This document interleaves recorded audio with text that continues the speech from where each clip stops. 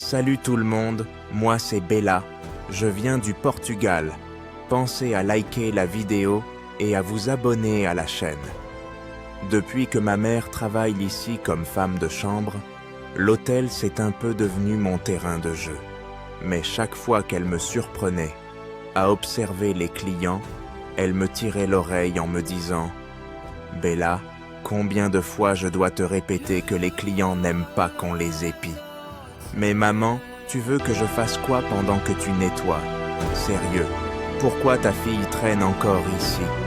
Il me semble t'avoir déjà dit que c'est un lieu de travail réservé aux personnes importantes. Moi aussi je suis importante, madame. Un jour, je serai riche et j'aurai ma propre marque de mode. Pour l'instant, ta fille pose problème ici. Merci de prendre des mesures plus sérieuses la prochaine fois. La chef de ma mère était vraiment désagréable. Elle était horrible avec tout le monde. Mais malgré tout ce qu'elle demandait, maman n'avait pas d'autre choix que de m'amener avec elle après l'école, parce qu'on n'avait pas assez d'argent pour me faire garder. J'adorais traîner à l'hôtel, parce que je pouvais observer tous ces gens hyper élégants qui venaient du monde entier. On va dire ce qu'on veut, mais moi, espionner les riches, les voir prendre le thé en costard ou profiter du spa, ça me fascinait. Je rêvais d'avoir ma propre marque, comme Gucci ou Louis Vuitton. Je trouvais que j'avais un petit talent pour la mode, mais maman arrêtait pas de me répéter de me concentrer sur l'école et d'arrêter de rêver. Le plus important, c'est d'apprendre et de bosser dur. C'est comme ça qu'on gagne sa vie, pas en rêvant.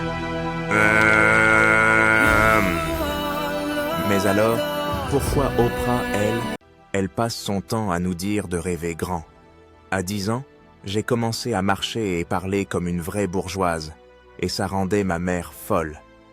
Chère mère, auriez-vous l'amabilité de me servir une tasse de thé? Oh non, pas encore ça. Bella, on est pauvre et on sera jamais comme eux. Ma mère avait le chic pour casser mes rêves avec son côté négatif, mais je me suis jamais laissé abattre. Une fois à 15 ans, j'ai profité d'un gros événement à la réception pour me glisser dans une suite de luxe. Je suis tombé sur une robe jaune magnifique, comme celle de la princesse dans La Belle et la Bête. Je l'ai vite essayée et je me suis émerveillé devant le miroir, jusqu'à ce qu'un garçon apparaisse derrière moi. Tu es sublime comme ça. Oh, pardon, j'allais justement remettre la robe à sa place. À bientôt, Bella.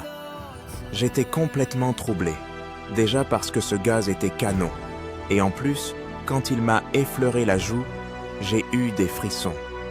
Et puis, d'un coup, il a disparu, comme s'il s'était volatilisé. C'était trop mystérieux. J'ai couru jusqu'au balcon pour voir si je le retrouvais, et c'est à ce moment-là que ma mère est entrée. Bella, je t'ai cherché partout. D'où elle sort, cette robe? T'inquiète pas, maman, je vais la remettre tout de suite. Bella, tu peux vraiment me causer de gros soucis avec tes bêtises. Mais à quoi tu pensais? Je m'imaginais juste en train de devenir riche. C'est pas mal d'avoir des rêves, maman. Oui, mais tes rêves risquent surtout de nous attirer des ennuis. Allez, dépêche-toi, je crois que quelqu'un arrive. Juste au moment où maman essayait de m'enlever la robe, la cliente est rentrée dans la chambre, et elle avait pas l'air ravie. Que se passe-t-il ici? Et pourquoi tu portes la robe de ma fille? Je suis vraiment désolé, madame, je peux tout expliquer. Depuis combien de temps vous fouillez dans ma chambre? J'espère que vous n'avez pas touché à mon coffret à bijoux. Ça m'a brisé le cœur de voir la peur dans les yeux de maman. Jamais on n'aurait pu voler qui que ce soit. Mais quand la cliente a fouillé dans son tiroir, elle est devenue livide. Le collier a disparu. Mais enfin, qu'est-ce que vous avez fait du collier? On n'a jamais touché à votre coffret, madame, je vous jure. Regardez encore une fois. Je suis sûr qu'il est toujours là. Vous avez idée de combien il vaut, ce collier? Bien plus que ta petite vie misérable. Il y a un diamant à $1 million dessus. Je vais appeler la sécurité tout de suite. » Quelques secondes après, les agents ont débarqué et ils nous ont emmenés, maman et moi, direct au commissariat.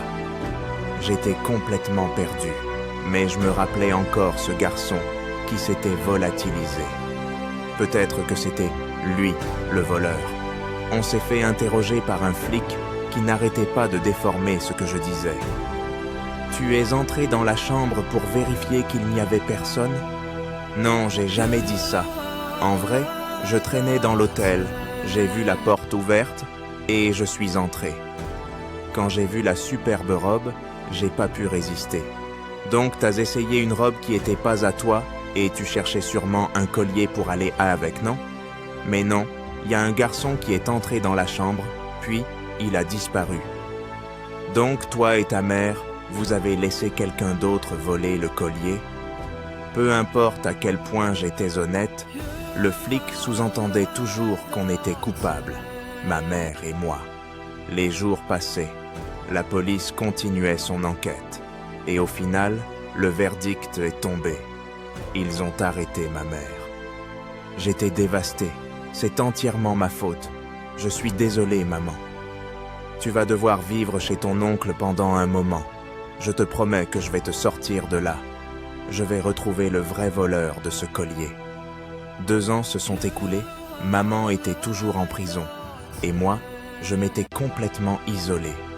Je vivais chez mon oncle, un homme très riche mais assez solitaire. Il a toujours été gentil avec moi, et je comprenais pas trop pourquoi maman s'était éloignée de lui quand j'étais petite. Bella, j'ai ouvert un livret d'épargne à ton nom. C'est pour tes études et pour tout ce dont tu pourrais avoir besoin. Merci beaucoup, oncle Hugo. Je te promets que je ne te décevrai jamais. T'es quelqu'un de bien, Bella, je le sais. Oncle Hugo, pourquoi t'as jamais voulu te marier? J'étais tellement plongé dans mon boulot que j'ai tout simplement oublié ma famille.